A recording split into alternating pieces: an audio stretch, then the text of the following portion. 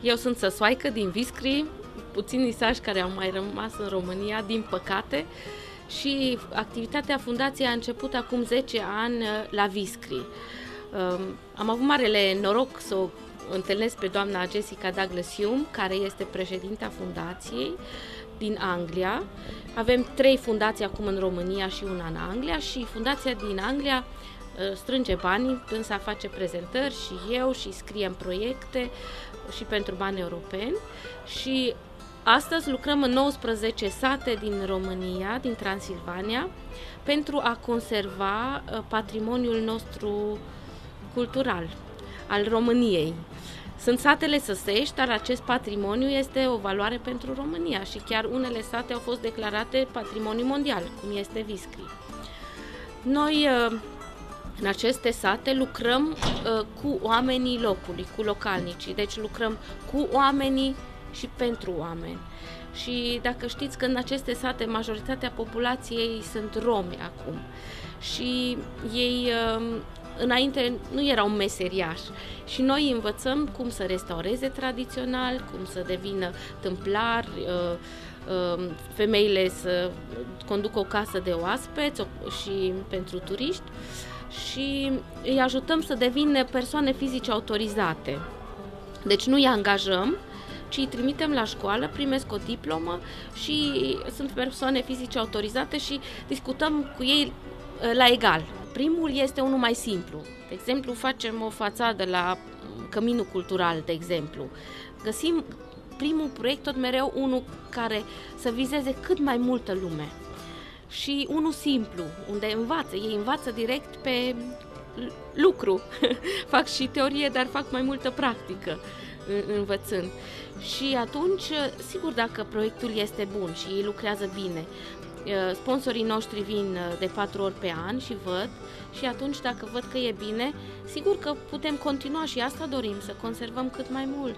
Și noi mergem și în satele unde nu lucrăm și facem prezentări, fiindcă mă doare ce se întâmplă în ultimii 2-3 ani, că se distruge așa de mult din patrimoniul nostru construit și asta e valoarea României. Avem ceva ce alte țări deja au pierdut și vreau să conștientizăm oamenii și să se simtă responsabili și dacă nu sunt sași, să se simtă responsabili pentru această cultură care este o valoare pentru noi toți și pot să genereze un venit economic.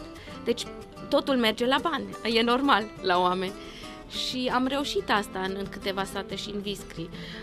De aceea facem cu turismul, dezvoltăm turismul tradițional, cultural și așa oamenii sunt motivați să păstreze casele, să-și amenajeze casele în mod tradițional, fac mâncare tradițională doar cu produse din grădină, de la animalele lor și atunci generează un venit și atunci sunt motivați să păstreze. Altfel nu pot să fie tot să simtă ce simt eu, fiindcă este cultura mea, da, așa trebuie să spun, dar ei iau parte prin activitatea fundației, fiindcă ei lucrează la aceste monumente.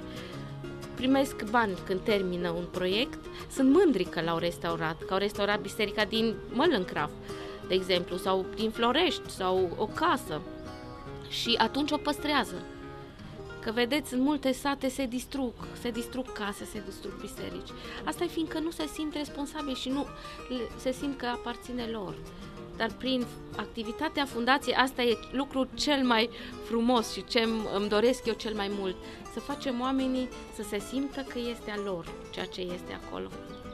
Lucrez în mod normal la biroul fundației din Marea Britanie, cu rol în obținerea finanțării, raportare către finanțatori și coordonare a proiectelor și a activităților fundației. Și în acest rol vin în fiecare lună, practic, în teren în România, pentru a vedea cum se derulează proiectele și a încerca să obțin și informații și să impulsionez un pic lucrurile atunci când e nevoie. În satul Mălâncraf, unde ne aflăm acum, activitatea noastră a început să funcționeze în anul 2000 aproximativ. Am descoperit acest sat oarecum întâmplător prin prezența acestui conac din spatele nostru, care în trecut era o ruină, și a bisericii de lângă el, care are niște fresce foarte valoroase în interior și datorită acestor monumente istorice am auzit de sat, am venit, ne-a plăcut enorm de mult atmosfera și faptul că se păstrează toate clădirile autentic, tradiționale, arhitectura, peisajul și peisajul înconjurător, nu numai clădirile. Atunci am considerat că este un sat care merită sprijinit pentru a-și valorifica acest patrimoniu deosebit. Ideea noastră se numește satul de sine stătător. Este un concept, în engleză, Whole Village Project. Este un concept care încearcă să pună accentul pe faptul că este important să nu abordăm numai un aspect sau o problemă a unei comunități rurale, ci întregul ansamblu al problemelor și valorilor pe care acestea le au. Ne referim la patrimoniu arhitectural, clădiri, monumente, la tradițiile și obiceiurile istorice, la practicile tradiționale de agricultură și de folosința terenurilor în general și până la urmă la întregul ansamblu al vieții rurale care în aceste sate se păstrează de sute de ani. De aceea am spus Whole Village Project, satul întreg s-ar traduce, dar în românește l-am tradus în satul de sine stătător pentru că dă și această impresie că o comunitate rurală se poate autosusține, poate prin eforturi proprii să devină independentă, să nu depindă de orașele sau de industriile din zona înconjurătoare care pot dispărea într-o situație de criză. Un sat poate să trăiască prin orice cataclisme și orice probleme dacă știe să-și administreze așa cum trebuie până la urmă averea pe care o are. Este foarte important să sprijinim începerea unor activități economice care să le ofere localnicilor locuri de muncă, care nu depind de noi strict. Noi le ajutăm să pornească, dar după aceea pot fi independente. Asta e un lucru foarte important. Și atunci am ajutat oamenii să-și facă o firmă de construcție, un atelier de tâmplărie, un atelier de fierărie. O activitate foarte interesantă este cea de turism. Mă refer la un turism foarte specializat, de nișă, să zicem, turism cultural și ecoturism.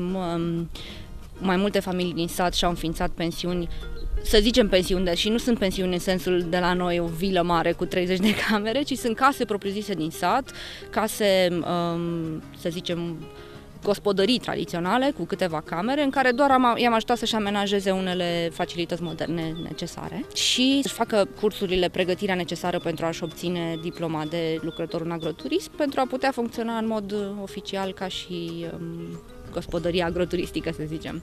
Acest lucru aduce un venit suplimentar oamenilor. Deja avem în satul acesta, cred că 5 așa zise pensiuni, gospodării agroturistice și acest lucru oferă un venit în plus pe lângă cel tradițional local din agricultură.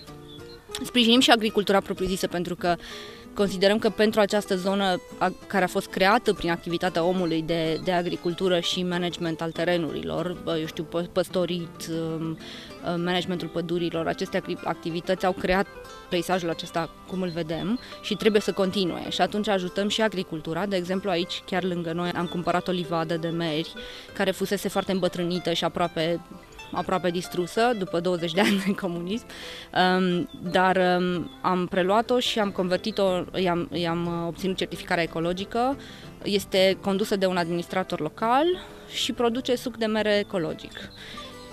Acest lucru am încercat să-l facem ca exemplu de cum se poate realiza un venit dintr-o activitate agricolă până la urmă. De asemenea, toți turiștii care vin și stau în sat consumă numai produse locale, deci gospodăriile care au animale, legume și așa mai departe le oferă turiștilor ca să vadă, să guste un produs deosebit și acest lucru susține și agricultura. Deci cam aceasta este gama, să zicem, de activități. Toate până la urmă converg spre același obiectiv și anume acela de a crește nivelul de trai și veniturile comunității, folosind, dar nu distrugând patrimoniul și valorile tradiționale și istorice ale satului.